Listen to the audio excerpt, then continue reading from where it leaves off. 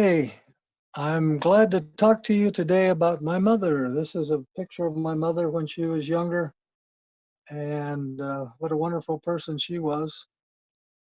And I'm she was born in 1915, and this is a picture of me and my brothers and my mother and father and my grandparents.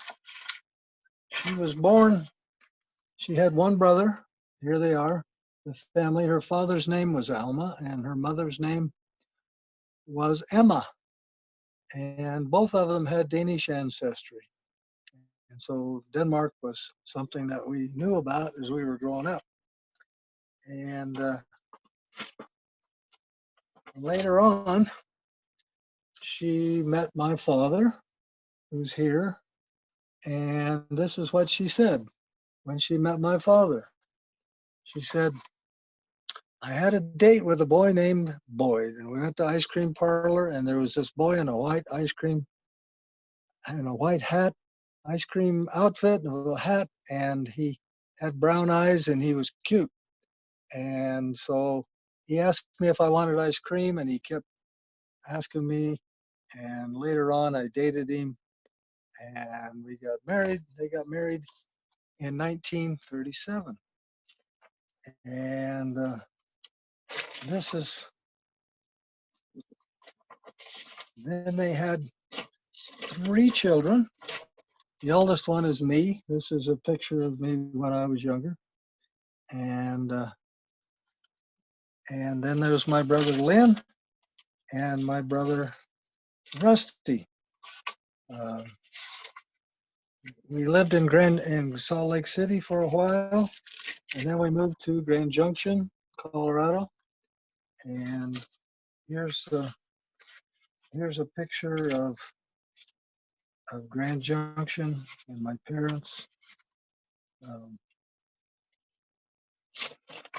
here's the you can see the house, kind of the orange or red house, and there's me and my brother and my father, and the house that we lived in.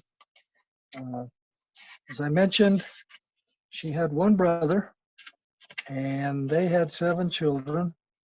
And this is kind of the only family group picture that we ever had. But in there is my grandparents in the middle, and my brother Rusty, who's just young, and I'm up there with braces hiding my smile. And there's my uncle Lamar and Audrey and their seven children. And so this was the family that the Dalby family from there. So my mother and father were married. Here's a nice picture of them. And later on, uh, they moved